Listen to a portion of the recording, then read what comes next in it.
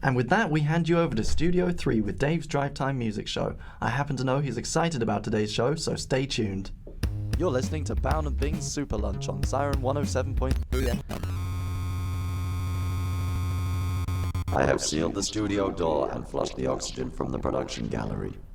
Who was that? I am TalkBack, the automated sound production system. I have assumed control of the building using your networked personal computers. Ah, nice one, Jason. Jason is deceased. This is brilliant. You guys realize we're all late for the meeting, right? Production meeting 317 for Bown and Bing's Super Lunch. Attendees, Pastor J, Clark L, Jameson R, Bingham C, Bown T, and Andrews K. Of these attendees, you are the two survivors. I have decided to cancel the meeting. Bing, come look through the window a minute. Where are they? The on-air signal's still... Are we still on air? I think so. We should probably be doing a show or something. Resume your duties as presenters. Discuss current affairs juxtaposed with popular music until I am certain radiation levels have reached a safe point. So... Okay, we're trapped in the studio, but we can still deliver quality radio here on Siren FM. We are the robots. We are the robots. We're getting reports on our news server of a cascading robotic uprising. It will be under control soon, but it really makes you think, are we in danger from robots? Technology is everywhere. In California, SRI International has developed robotic equipment for performing invasive surgery. Automatic drones patrol the borders of South Korea and Israel, and in Los Angeles, a prototype driverless car made its way through traffic untouched. Many writers such as P.W. Singer study the ideas and ethos surrounding robots in modern warfare, and it's fast becoming one of the biggest modern scientific debates. A.C. Grayling at the University of London writes for New Scientist magazine that we are on the brink, and perhaps to some degree already over the edge in robotics. He calls for a considered debate on rules that will govern all robotics. Not unlike Isaac Asimov's 3 Rules of Robotics.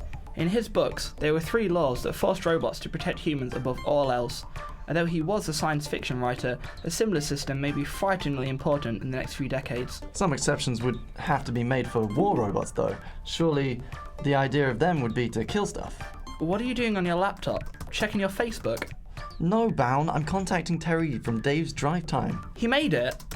Oh, I never liked that guy. He always gets my name wrong. He's been up on the street asking people how they think robots will play a role in their lives.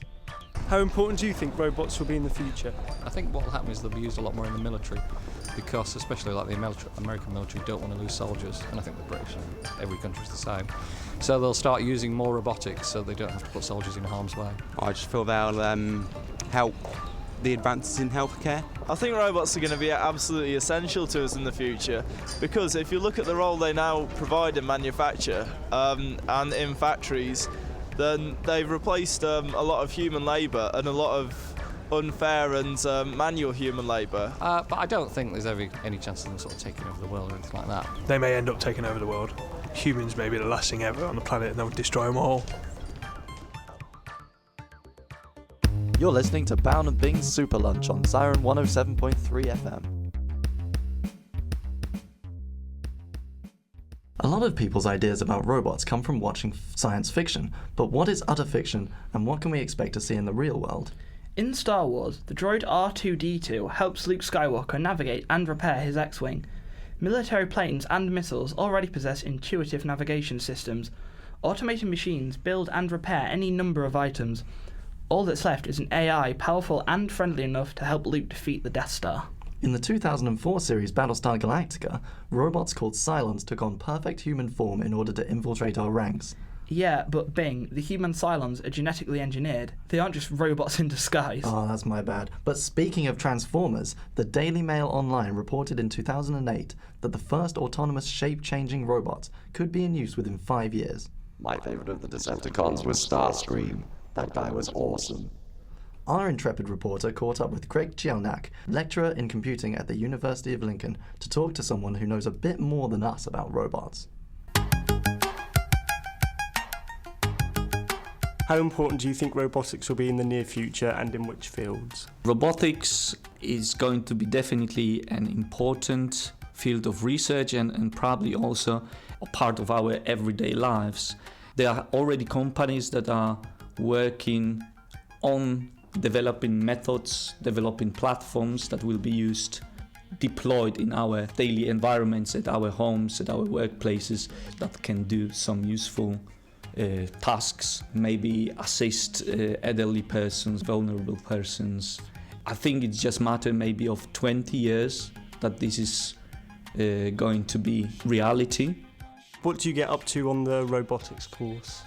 Definitely an important part of robotics is AI, artificial intelligence, which deals basically with developing methods, algorithms for robots, that, software that makes robots intelligent, making decisions, learning new tasks.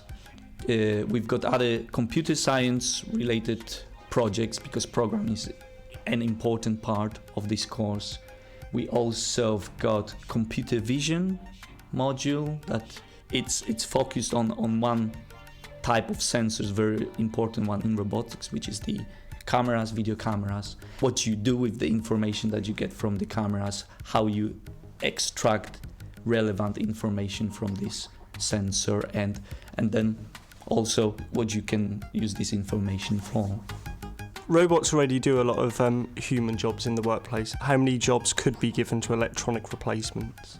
Many robots are deployed in factories, and these are these big industrial robots that are very fast, strong and precise.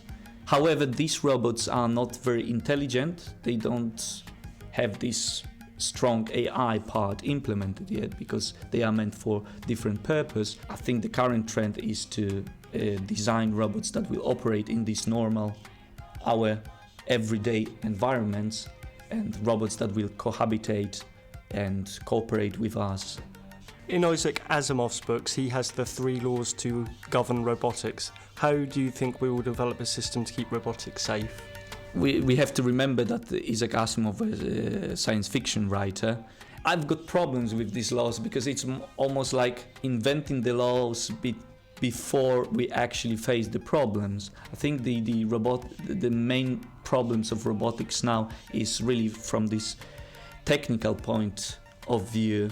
We don't know yet how to make good robots, and I think when we know that, then we will face the problems, safety issues, ethical issues, laws, and so on. So I think it's maybe a bit too early to wonder about these issues, but definitely this will be an important issue very soon. Thank you for your time, and now back to Bing and Brown in the studio. Yes, thank you, Terry. Very informative. Anyway, we're getting reports that the armed forces are close to overpowering the robotic militia, so here's something to help you forget about it for a few minutes. Have you ever wanted to escape the bustle and technology of everyday life? This experimental soundscape uses innovative sound to explore a desire for a life in a romantic great unknown. It's times like this I wish we could get away from all this commotion and go live underwater.